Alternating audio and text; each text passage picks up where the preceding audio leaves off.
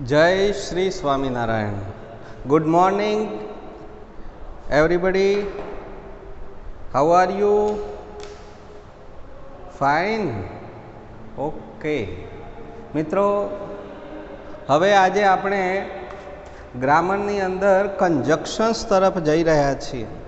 અગાઉ જો કે કન્જક્શન્સ તમને સમજાવી દીધેલા છે, છતાં પણ એ આપણે ચોપડાની અંદર સમજાવેલા એટલે ખ્યાલ તો બધાને આવ્યો જ હશે, છતાં પણ એનું એક પુનરાવર્તન જેવું પણ થઈ જાય, કારણ કે આપણે કન્જક્શન્સ 3 માર્ક્સના પૂછાય છે. 2 અલગ અલગ વાક્યો અને બ્રેકેટમાં તમને 3 કન્જક્શન્સ આપ્યા હોય છે. ધારો કે એન્ડ, ઓર અને બટ, તો એમાંથી શાનો ઉપયોગ કરવો એ તમારે વિચારવું પડે. તો કન્જક્શન્સ એટલે સંયોજકો. મિત્રો, તો સંયોજકનો ઉપયોગ શું? તો આપણે જોવા જઈએ મિત્રો કે અલગ અલગ વાક્યોમાં રહેલા જુદા જુદા કર્તા, ધારો કે એક જ વાક્ય હોય, બંનેની ક્રિયાઓ સરખી હોય, બધું સરખું હોય, પણ 2 કર્તા અલગ હોય. ધારો કે રમેશ નદીમાં નાહી રહ્યો છે, તો Ramesh is bathing in the river. એ જ રીતે Mohan is also bathing in the river. તો રમેશ અને મોહન બંને નદીમાં નાહી રહ્યા છે, પણ વાક્યો બંને અલગ અલગ બનાવ્યા છે. તો આપણે એ 2 વાક્યોને જોઈન્ટ કરી અને બંને કર્તાને એન્ડથી ભેગા કરી શકીએ કે Ramesh and Mohan are bathing in the river. તો બંને અલગ અલગ વાક્યો બોલવાના ન થાય, આપણે એ બંને વાક્યોનું સંક્ષિપ્તીકરણ કરી દઈએ, એટલે કે ટૂંકું વાક્ય એકમાં, અને કહેવાનો ભાવાર્થ જે છે તે જળવાઈ રહે. તો એવી રીતે મિત્રો, આ તો કર્તાની વાત કરીએ, એ રીતે ક્રિયાઓ પણ અલગ અલગ હોય. ધારો કે Mohan is watching TV, Mohan is reading.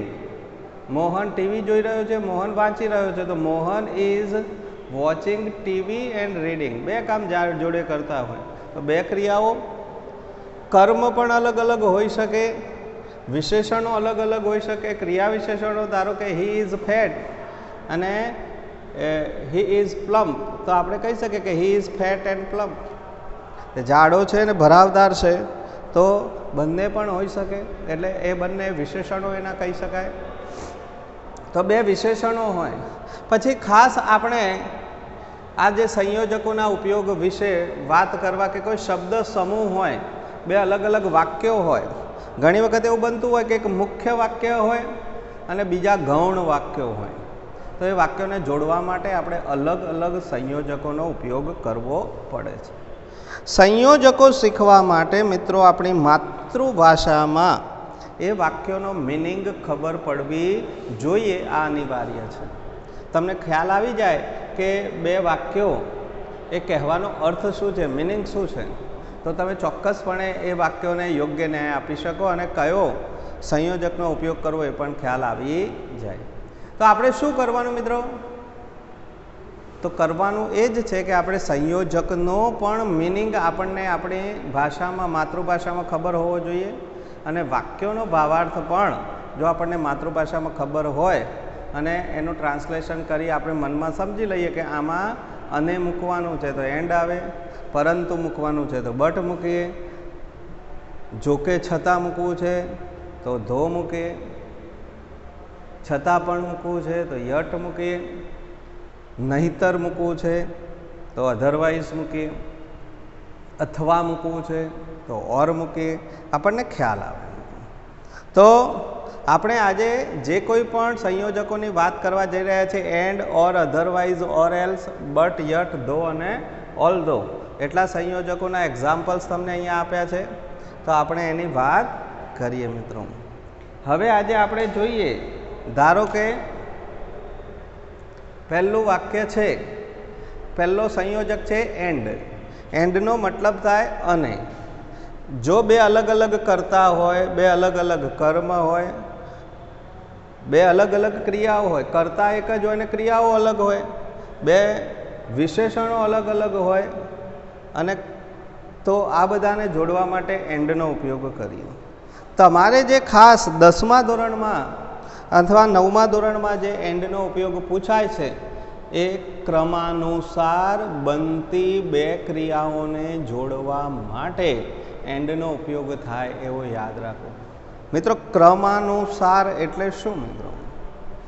તો ક્રમાનુસાર એટલે પહેલાં આ જ ક્રિયા બને પછી બીજી બને અને બંને ક્રિયાઓ બતાવી હોય તો એને એન્ડથી જોડી દેવાય. ધારો કે તમે ઘણી વખતે બોલતા હોય છે કાલ રાત્રે તો મેં ખાધું બરાબર અને પછી સૂઈ ગયો. તો મેં ખાધું અને સૂઈ ગયો તો આ બે ક્રમમાં બનતી ક્રિયા છે. પહેલાં સૂઈ જવાય ને પછી ખાધું એવું ના કહેવાય કે હું સૂઈ ગયો ને પછી મેં ખાધું, તો એવું ન બને. પણ ખાધા પછી સૂઈ ગયા એ ક્રમમાં જ બને. એટલે ક્રમ ફેરવાઈ જાય તો એન્ડનો ઉપયોગ ન કરી શકાય. એમ આપણે નથી કહેતા હું ઘેર ગયો અને હોમવર્ક કરવા બેસી ગયો. તો ઘેર ગયો અને હોમવર્ક કરવા બેસી ગયો, હું હોમવર્ક કરવા બેસી ગયો અને ઘેર ગયો એવું નહીં કહેવાય. એટલે કહેવાનો મતલબ કે ક્રમમાં બનતી ક્રિયા.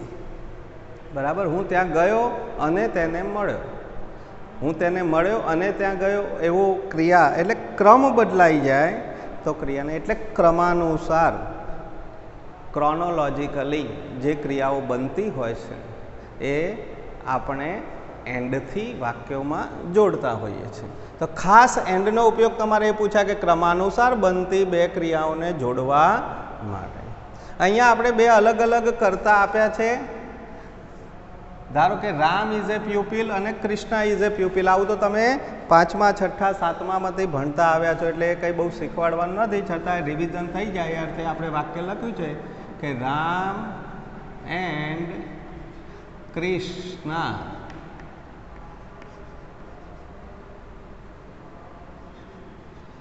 આર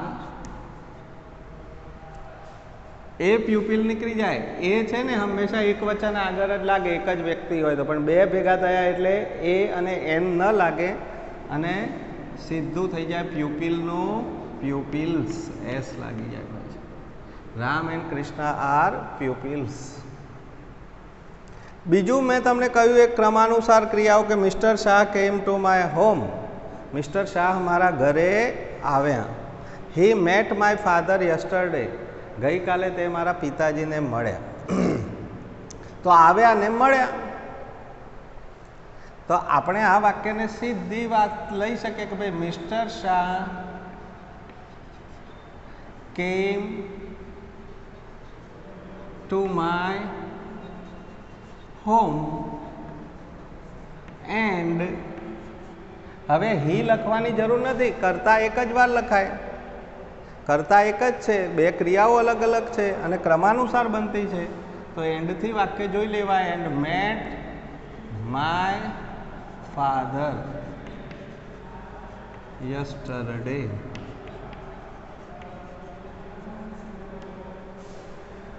તો આ ક્રમાનુસાર બનતી ક્રિયાઓ છે. એટલે પછી આ બે વિશેષણો છે કે તે પાતળી છે અને તે ઊંચી છે.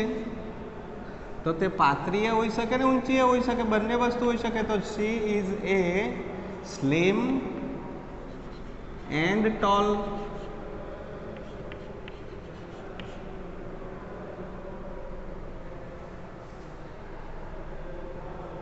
ધારો કે બંનેમાં એ ન આવતો હોય તો એ ન લખો. She is slim, she is tall. તો she is slim and tall. My mother is cooking, she is talking with my father two.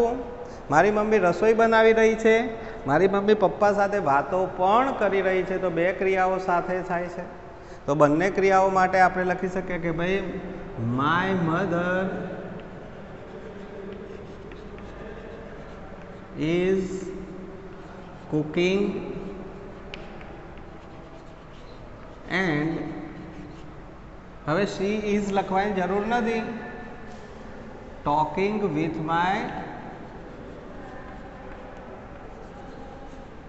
Father.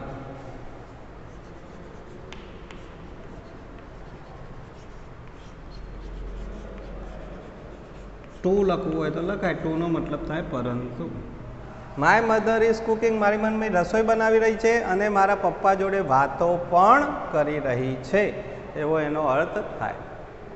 તો મિત્રો આ એન્ડનો ઉપયોગ જે છે કોમન છે, અગાઉ પણ તમને સમજાવેલો છે, પરંતુ આજે પણ આપણે એને બોર્ડ ઉપર વ્યવસ્થિત સમજાવ્યો છે અને કદાચ તમને ખ્યાલ આવી પણ ગયો હશે. એ પછી મિત્રો ઓર, અધરવાઇઝ અને ઓર એલ્સ. આમાં ઓરના બે અર્થ થાય છે મિત્રો. ઓરનો એક અર્થ અથવા પણ થાય ને નહીતર પણ થાય.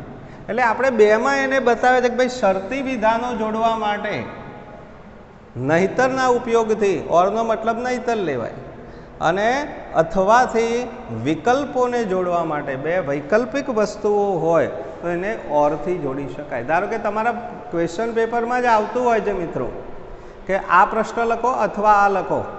આપણે નથી કહેતા અથવામાં પૂછાયો છે, ઓરનો મતલબ જ થાય અથવા. અથવામાં પૂછાયો છે એટલે બંનેમાંથી તમે કોઈ પણ એક પ્રશ્નને એટેન્ડ કરી શકો.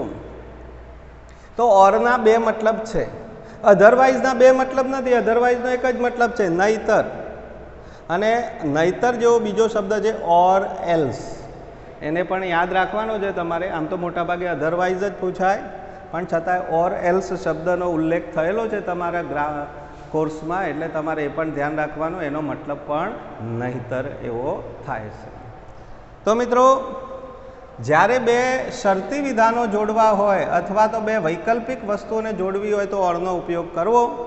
ધારો કે અહીંયા પહેલું વાક્ય આપણે લીધું છે કે સીટ હિયર, અહીંયા બેસો.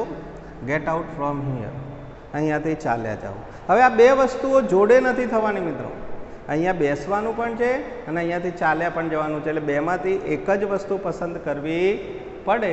એટલે આને ઓપ્શનલ વાક્યો કહેવાય, વૈકલ્પિક વાક્યો કહેવાય.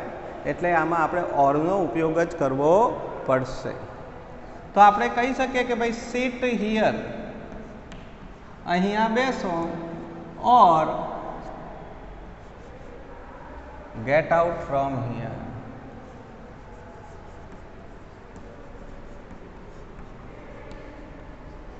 અહીંયાથી ચાલ્યા જાઓ. બેમાંથી એક વસ્તુ કરો. અહીંયા બીજું વાક્ય લીધું, બી રેગ્યુલર, નિયમિત બનો. આઈ વિલ પનિશ યુ, હું તમને સજા કરીશ. તો આનો ટ્રાન્સલેશન કરીએ તો ખબર પડી જાય કે નિયમિત બનો, નહીતર હું તમને સજા કરીશ. તો તમારે અહીંયા કહેવું હોય તો આપણે કહી શકીએ કે બી રેગ્યુલર, અધરવાઇઝ, નહીતર આઈ વિલ પનિશ યુ, હું તમને સજા કરીશ.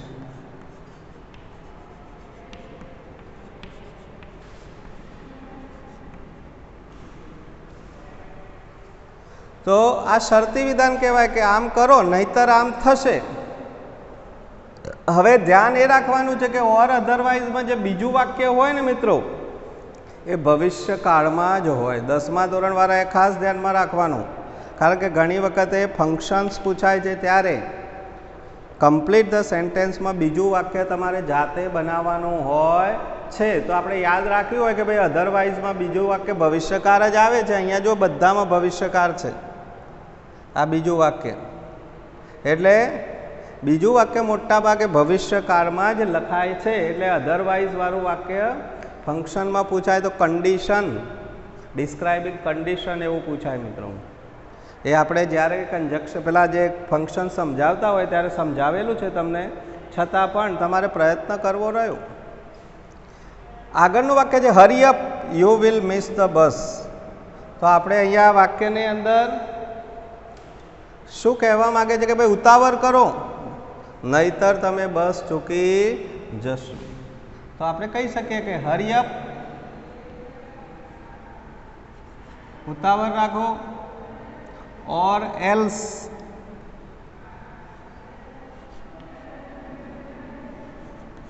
નહીતર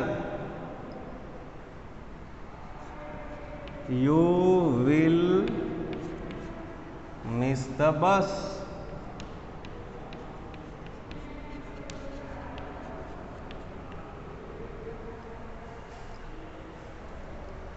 હવે તમે જુઓ કે I drink tea, sometimes I drink milk. અહીંયા વાક્ય તમને સરસ સમજાવ્યું છે કે હું ચા પીવું છું, કેટલીક વાર હું દૂધ પીવું છું.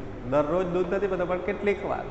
એટલે બંને વસ્તુ પીવે તો છે પણ રોજ નથી પીતો. એટલે અથવાથી આ વાક્યને આપણે જોઈન્ટ કરી શકીએ મિત્રો. તો આપણે એવું કહી શકીએ કે ભાઈ I drink tea or milk. I drink tea or milk. હું ચા અથવા દૂધ પીવું છું. તો તમને ખ્યાલ આવી જાય મિત્રો કે અહીંયા ઓરનો ઉપયોગ કરવાનો છે. Give me your notebook, I will not talk with you. મને તારી નોટબુક આપ, હું તારી સાથે વાત નહીં કરું. તો આપણે કહી શકીએ કે મને તારી નોટબુક આપ, નહીતર હું તારી સાથે વાત નહીં કરું. તો નહીતરના સંદર્ભમાં આ વાક્ય આપણે લઈ શકીએ મિત્રો. તો આપણે કહી શકીએ કે give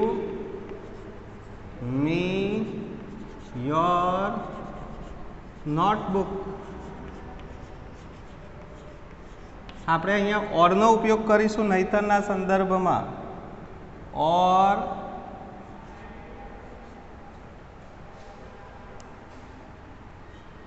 I will not talk with you.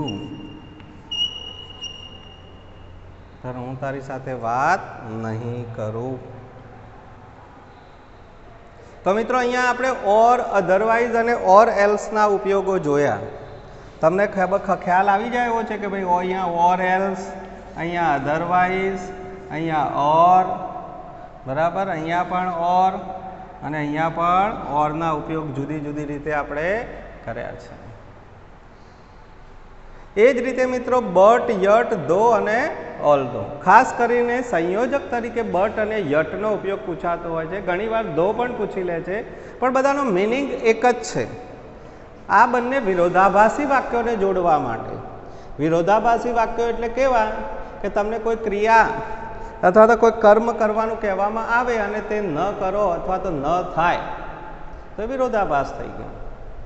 બરાબર, તમે જેના માટે પ્રયત્ન કરી રહ્યા છો અને એ પ્રયત્નમાં નિષ્ફળતા મળે એટલે એ વિરોધાભાસ થઈ જાય.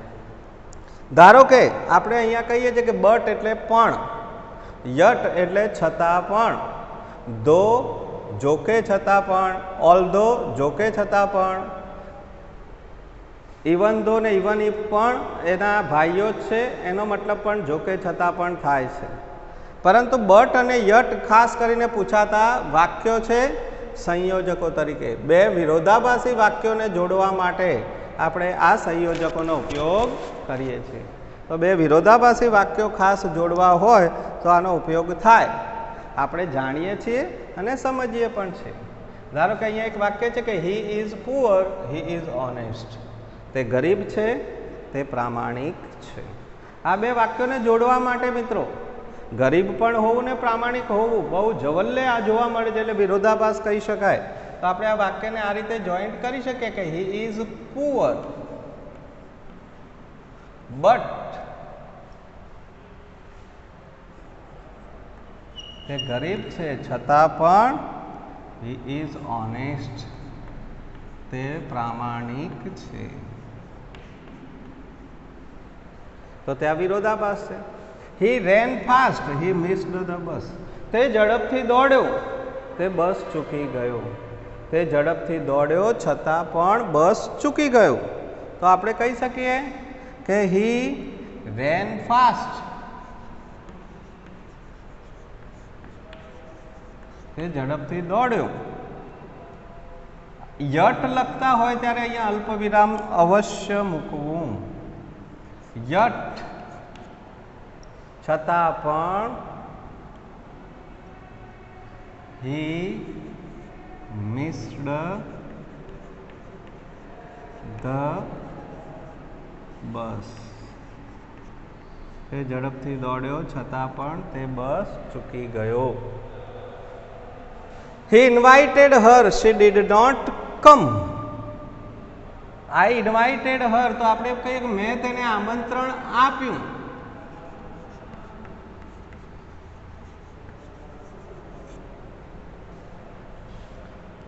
બટ છતાં પણ, she did not come. તે ન આવી.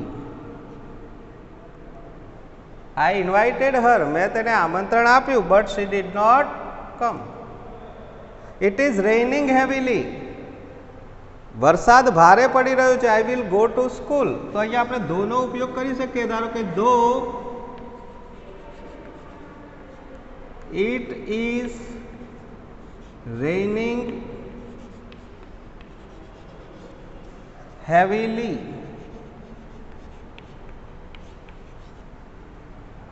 પછી અહીંયા કોમા કરો. I will go to school. જો કે વરસાદ ભારે પડી રહ્યો છે છતાં પણ હું શાળાએ જઈશ.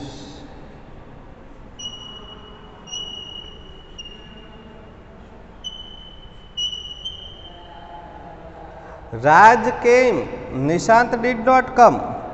રાજ આવ્યો, નિશાંત ન આવ્યો. તો પણ આપણને વિરોધાભાસ દેખાય છે મિત્રો. તો આપણે કહી શકીએ કે Raj came but Nishant did not come. Raj આવ્યો પણ નિશાંત ન આવ્યો. તો મિત્રો અહીંયા તમને સંયોજકોની વાત આપણે કરી. And, or, otherwise, but, though, yet, although, even though, even if, આ બધાએ. તો આટલા સંયોજકો આજે આપણે જોયા છે મિત્રો. તમારે ખાસ એન્ડ ઓર બટ પૂછાતા સંયોજકો છે 9મા ધોરણમાં, તો ખાસ 10મામાં પણ. અને આ સંયોજકોનો ઉપયોગ કરી અને તમારે વાક્યોને જોડવાના છે.